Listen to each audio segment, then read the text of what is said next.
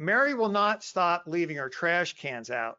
I threw this one in there because somebody did contact me about this one. They wanted to know if they could just hold the trash can hostage until they paid their fines. I wouldn't advise that. I mean, your problem you're going to create by doing that is what's the person going to do with their trash? And if they leave it out on the curb in trash bags, not in the trash receptacle, then, animals get into it or whatever. I don't think that's the right way to go. I mean, I think that a couple things can be done when you have these trash can violations. First of all, it should be a fine, and and the association, somebody from the association can just basically take the trash can and go stick it where it needs to go, and then fine the person, and then fine them even more if you have to do that. I would not recommend taking their trash can away. Valerie, how about this trash can situation? And can the audience wants to take the trash can away, hold it hostage? What do you think?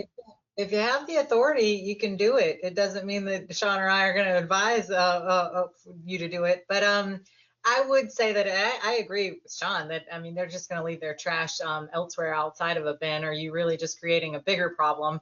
I like his idea of sort of the homeowners, what's the word, when you take the initiative to go do something for someone else, not humanitarian, but Good Samaritan, to just move it for them. And obviously that's not your job, but you alleviate the issue and then you can address it through the fining process, or you can just be a Good Samaritan and roll the trash can in for them. All right, Dawn. I think there are some people who are just habitually forgetful, not naming any names here, but there are people that if you fine them or you acknowledge, they'll quickly take care of it. And that's really what you want to see, is the quick action.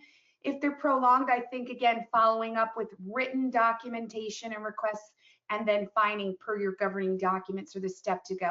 I would not recommend that you repossess not only trash cans, but other items like flower pots, etc. I think that gets into an issue of care, custody, and control that we really shouldn't cross without legal means.